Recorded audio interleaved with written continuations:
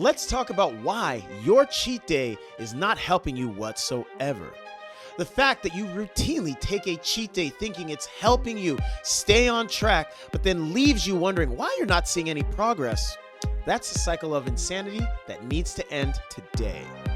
I'm going to be talking about why cheat days need to be left in 2024 as we move forward into 2025.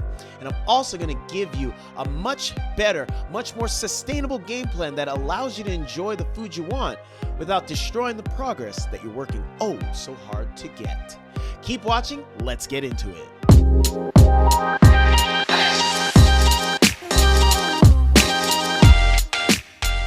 What's up, YouTube? Welcome back to the channel. If you're already a subscriber, thanks for joining me yet again. I appreciate having you. And if you're new to the channel, my name is Achidi, and I'm both a personal trainer and food educator with over 17 years of experience helping real people just like you learn just what it takes to actually live a healthy life and maintain it without falling prey or victim to misinformation, BS, or a bunch of confusing themes and information. As I said earlier, today's video is going to be covering the cheat day. The cheat day is a concept that a lot of you hold near and dear to your heart. You believe you deserve to have a day where you can let loose of the reins on your nutrition and live your life for once because you've spent all week being diligent, watching your portions, exercising, doing all that stuff, and you want to just breathe, live a little bit, be a human. Well, I'm not trying to take away any of that enjoyment for life. I don't want you to never have an indulgent meal, never have something that makes you feel good that might not be the healthiest. But I do want you to understand that subscribing to the cheat day narrative is the biggest reason why you continue to struggle. And once you break yourself out of that cycle of insanity, you'll find that you can actually enjoy foods that you want to eat that might not be the healthiest, but you're going to have them in a way that doesn't have you in this cycle of very healthy, very unhealthy, very healthy, very unhealthy. You're going to learn a more balanced and sustainable way to go, so stick around to the end of the video. Got to do a little business first and foremost. I'm trying to grow this channel so I can help a ton more people live their healthiest life with the least amount of stress upon them. And in order to do that, I need your help. Not only am I asking you to help by subscribing to the channel, but make sure to share this video with anyone that you know that could benefit from it, because that's going to help them live a healthier life and it will help get my video in front of more people. But the easiest thing you can do is simply hit that like button down at the bottom, show the algorithm that you love what I'm putting out there, and it will keep pushing this video to other people. And that's the easiest way that you can help me and I can continue to help you. So let's get into it. I got to tell you just all the things that are wrong with the cheat day before I set you up with what you can do instead. Let's get right into it. Cheat days, they got to go. I want to start off talking about just why the cheat day needs to be thrown out the window. Leave the cheat day here in 2024 and do not bring it with you into 2025. The biggest reason that I'm saying this is that the cheat day puts forth this incorrect notion that you have to earn your indulgent eating. So you earned the reward of eating whatever you want because you spent the whole week working hard, being disciplined, and doing what you're supposed to be doing. On paper, that sounds pretty good, right? You know, you spent Monday through Friday, you watched your portions, you got after it with your workouts, you did what you're supposed to do. You said, no, I can't, restrict. You did all that stuff, and then finally, the weekend's here, you get some breathing room. So let's leave all that diet talk in the past. Let's leave the portion control in the weekdays. This is a weekend. I get to live my damn life. Well, the problem is, this is not a healthy mindset to have. When you put into play the practice of restrict, be on point, be disciplined as hell all week long, and then when the weekend comes, you do a 180, there is very little chance for you to breed consistency and regularity with this.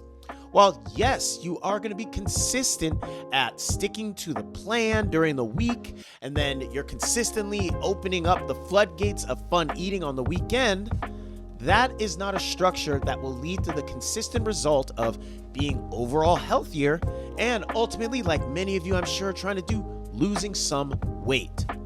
You will likely be stuck right where you were every single week when you do this.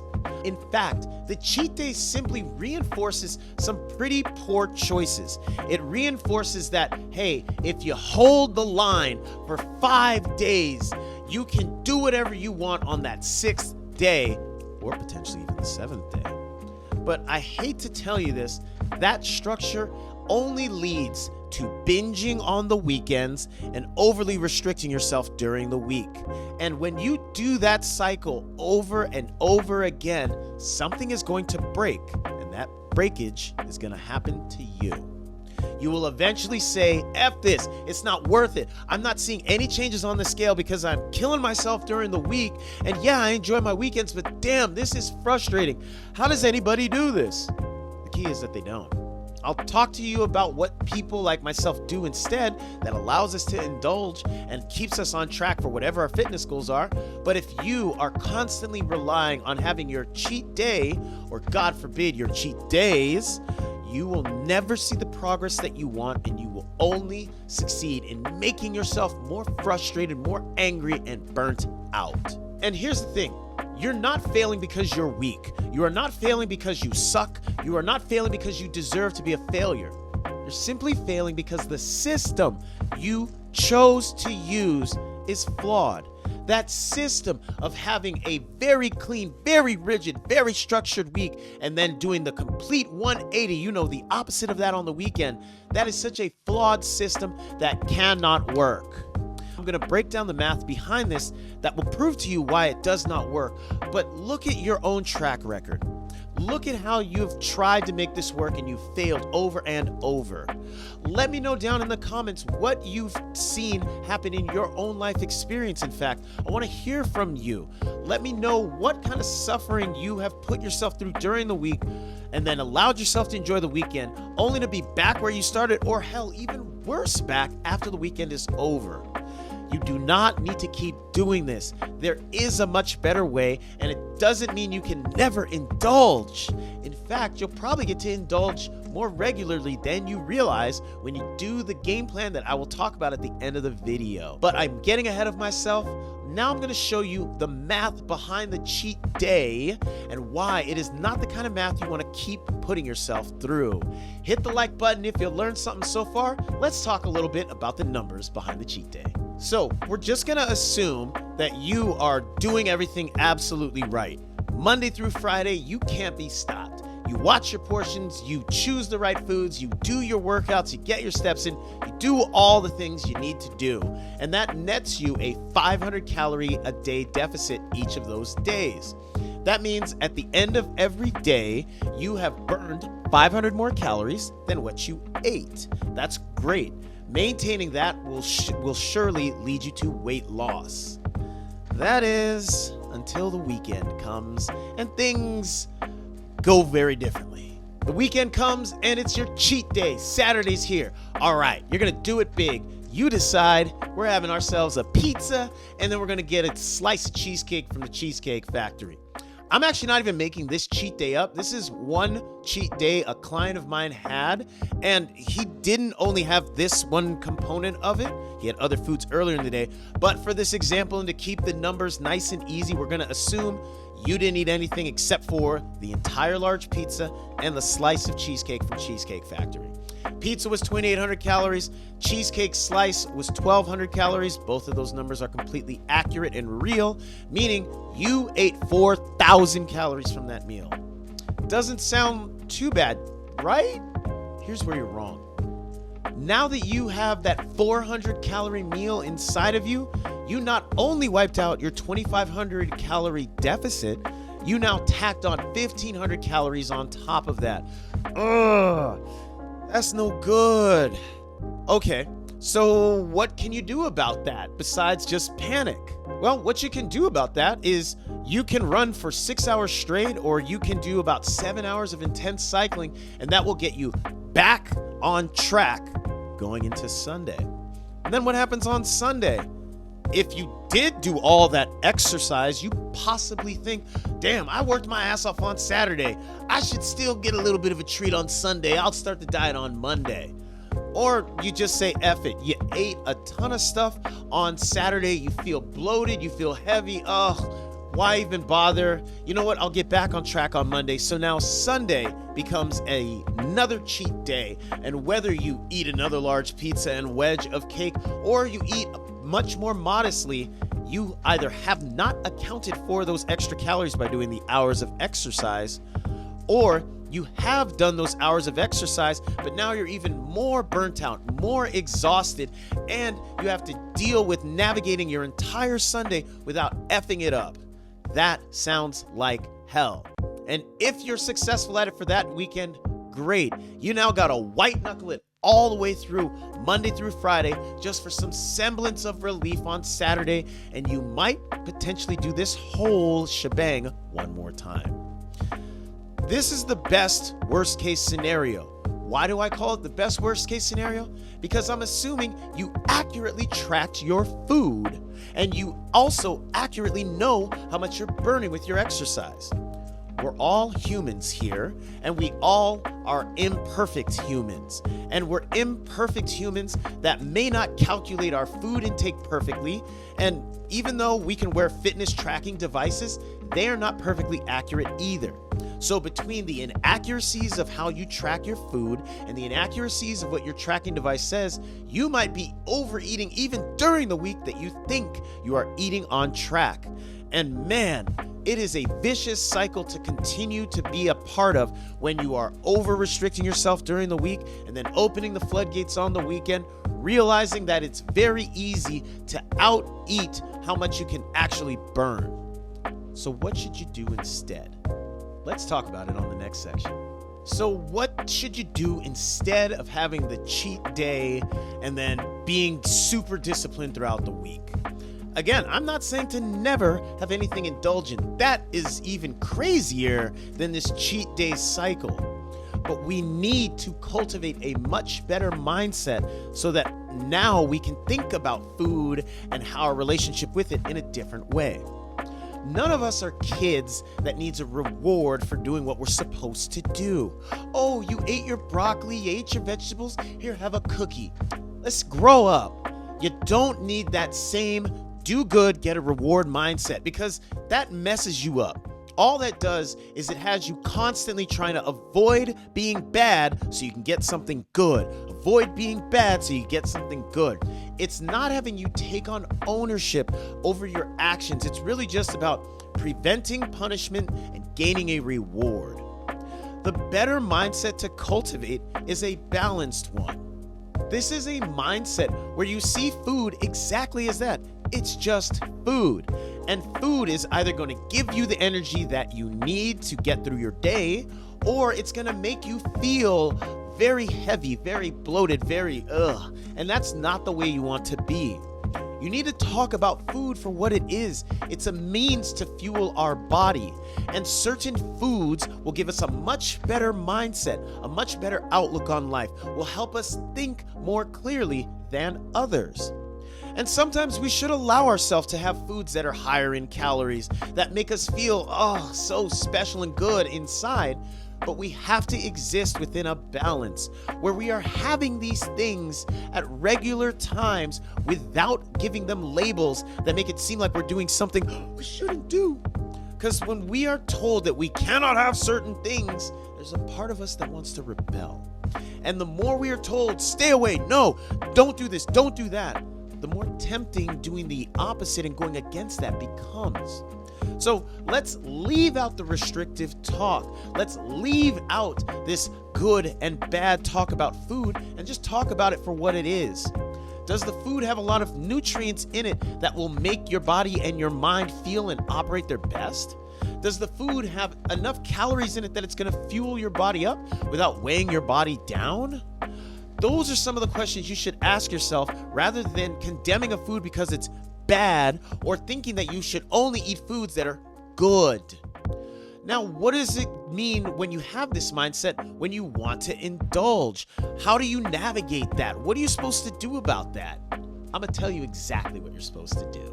Keep watching, hit the like button. Let's go over your new game plan that is not a cheat day game plan, but a more balanced game plan.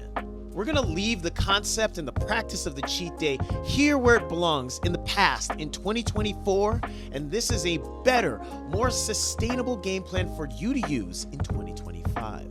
We're gonna get rid of the cheat day. We cannot have that.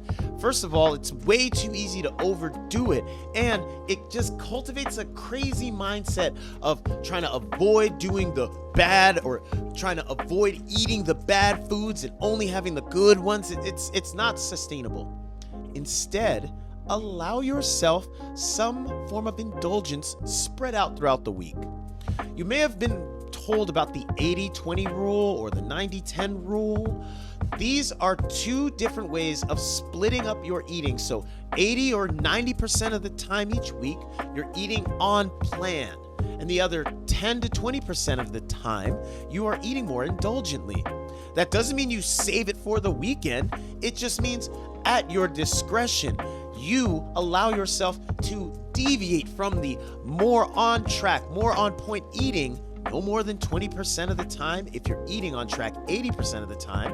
Or if you're doing things a bit more diligently, you have that indulgent food no more than 10% of the time because you're staying on track 90% of the time. You can even go as low as 70% of the time you're eating on track and 30% of the time you are eating less than on track. Whatever works for you works for you. There's no gold standard to it, but I will say people who can keep it more around the 80-20 breakdown tend to have the best long-term success. 90-10 is a more strict form to do, and that can work at times. And 70-30 is a great way to get started when you're first trying to adjust from the cheat day mindset. Whichever split you use, that gives you a ton of flexibility to have a little indulgence spread out throughout the week. I have a few clients that allow themselves a daily indulgence. This isn't something big. They're not having like a full burger and fries every day, but many of them choose to have a few squares of dark chocolate. I have one female client of mine that enjoys a few select jelly beans. She has her favorite flavors, and she has them at the end of her dinner, and that is how she puts a nice little end cap on her meals. For both of my clients, this little bit of indulgence spaced out during the week takes the edge off. It also doesn't make them feel like they're being hyper restrictive. Yes, they're watching what they eat roughly 80% of the time, but the other 20% of the time, that's when they let loose and breathe. Or like right now during the holidays, they're closer to the 70-30 breakdown. None of this is staying super rigid, diligent, deprive yourself, and then finally, all bets are off. No, it is much more balanced, much more sustainable, and this is something that should be done by all of us. The thing is, it is not about being perfect. Perfection is impossible, and striving for it makes you crazy. Instead, you need to focus on consistency. What does that really mean? What's the difference? Think of consistency as this: making sure you do a little bit of something on a daily basis instead of allowing yourself to do nothing. It's as simple as that. You set the standard at a low enough level you can do it every single day, and it gives you enough leeway that you can exceed expectations as well. The worst case scenario of staying consistent is that you reach your goal in a much slower time frame. But on the days where you have the ability to exceed your expectations, that you're setting real low, you do that. But you don't make your expectations so high that when you miss them, you feel like giving up. That is the difference between consistency and perfection. Well, there you have it. Now you no longer have to stay victim to the cheat day mindset that fills you up with the promises of a guilt-free weekend. It really just sets you up to be frustrated, not making any progress, and slowly moving further and further away from your goal. Utilize the 80-20 rule so you don't have to just hold yourself to eating indulgently on the weekends. In fact, you want to make having indulgent things a regular routine thing so that they don't get elevated onto a pedestal and cause you to eat with insanity. You want to eat under control. That requires some moderation, and the 80-20 rule is exactly the recipe for that. I want to leave you with one more thing before we go. If you want to get more information like what we talked about today delivered to your email inbox, consider signing up for my free email newsletter.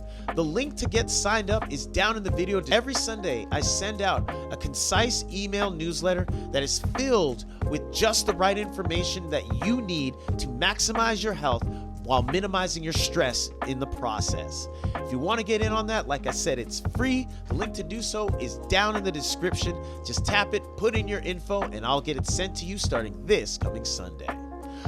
That's the end of the video. I filled it with enough valuable information that I know you learned something. Put your questions down in the comments. Put your disagreements down in the comments. Let's have a conversation. I'm here to help you out. In just a second, you're going to see the preview for another video from my channel coming up. Give it a watch, and I'll see you for the next one.